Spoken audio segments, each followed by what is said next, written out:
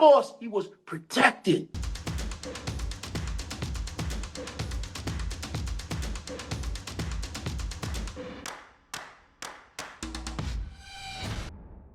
What's up guys and welcome. You are watching Fazi Fitness. So it has been more than 10 years since Kai Greene competed against the 7 times Olympia champion, the legend Phil Heath. So 2014 was the last time he did the Olympia, where he placed second for 3rd time in a row. But he's still complaining that Phil Heath had quote-unquote some help with how the judging went down. How about acknowledging once and for all that Phil Heath was head and shoulders above the competition, including him?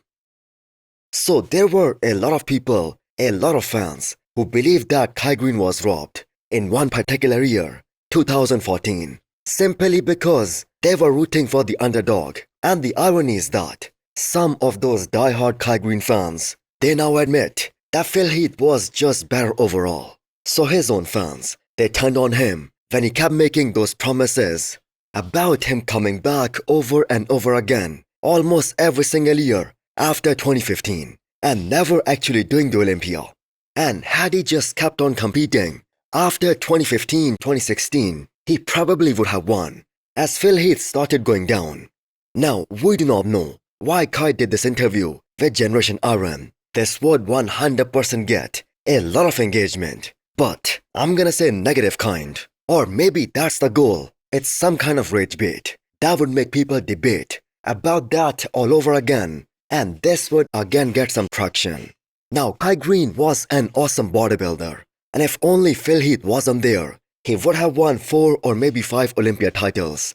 But the same thing can be said about multiple guys who competed in the era of Dorian Yates, Lee Haney, and Ronnie Coleman. Now, Kai Greene in his prime, he would have definitely been fighting for the Olympia title in today's era. But the history will remember Phil Heath beating all of those guys, including Kai Greene, and he was the undisputed 7 times Olympia champion.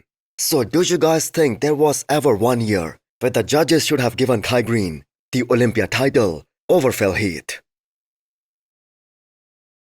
Before you scroll or blink too hard, have you subscribed yet? Please don't make me bring out the emotional blackmail. Hit that subscribe button and turn on the bell icon. It's free, it's painless, and that makes me look way cooler than I actually am. Next up, we have an off-season physique update of a living legend, William Bonac. So he had a 2 months rest period after the Olympia this year, where he wasn't doing any rigorous training or pounding down meals after meals. So this was a much needed rest time, recovery time for William Bonac. And this will be the very first time in quite some years where Bonac most probably won't be doing the upcoming Arnold, Ohio, or any other show before the summer window this year. And this 100% makes sense for William Bonac to skip the Arnold, as the chances of him cracking top 5 in this kind of lineup, they are gonna be very little.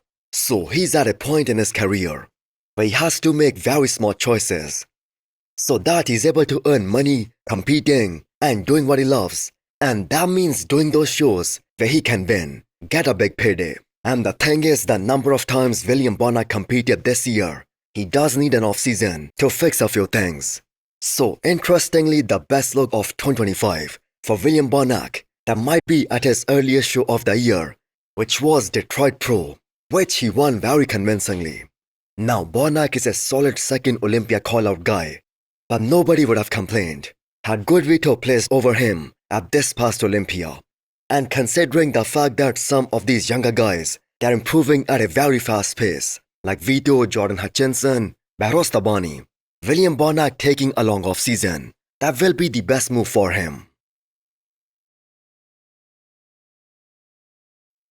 So looking at this most recent physique update posted by Regan, you can see why he has always been rated so high by some of the legends of the sport. So he is just about to start the official off-season, which means he was cruising in the health phase since he competed at Mexico Pro, the show that was just 1 week after the Olympia this year. But 9 weeks post-show, look at the round and the bubbliness that he's holding on to at the moment.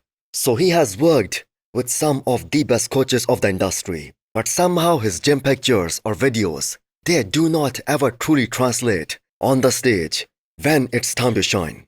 But the shape is certainly there. And so is the flow, so are the aesthetics. And now that Regan plans on doing a big off-season with Dom super sliced, it will be very interesting to see how that pans out. Now we have no idea how much mass he can add on his legs in comparison to his upper body, as the upper half, that is looking pretty damn impressive and very much complete.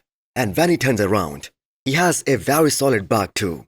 So there are some angles of his physique where he truly can be a first Olympia call-out guy. But all that being said, the man still looks a bit small for his kind of frame, especially if we take a look at his presentation from Mexico Pro or the Olympia this year.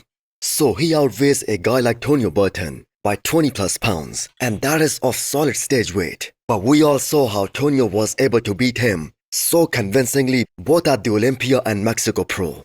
And this kind of indicates that the judges want to see him putting on more muscle, more mass, and continue to get bigger. That being said, this 2 months post-Olympia look, this goes to show us how dedicated the man has been to his diet, to his regime during this phase, and he's about to have the best off-season in a long time.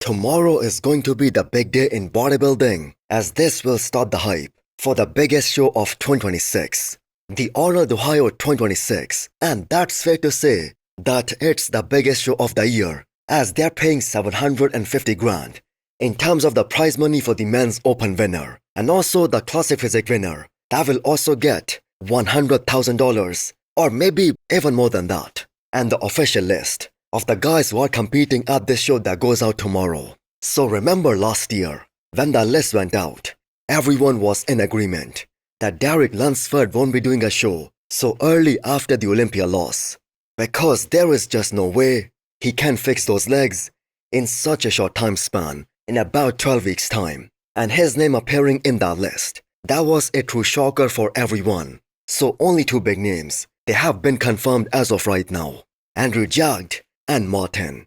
But that's too big of a prize money to ignore for some of these other top guys, and we expect to see some more shockers as the list drops tomorrow. So the biggest comeback of them all, that will be of Big Ramy and his name appearing in that list. And we are certainly all hoping that the rumors, they are all true, that Big Ramy has been dieting all this time and he's getting ready to grace the stage after 3 years gap. So that would make such an awesome storyline for this competition. We are expecting to see the name of Hadi Choopan in there, as he got off the Olympia stage again with a very bad taste in his mouth, and I'm guessing he isn't gonna wait a full year for redemption to stepping back on the stage. And there is another guy whom nobody's talking about, the 2 times Arnold champion Brendan Carey, who looked sensational at this past Olympia. He could be in there too. So last but not least, there is the mutant Nick Walker, who has 0 reasons to skip this show. So what do you guys think? Will Big Ramy come back to the Arnold 2026? Also hit the thumbs up button if you liked the video, and smash the subscribe button if you wanna come back for more. Thanks for watching.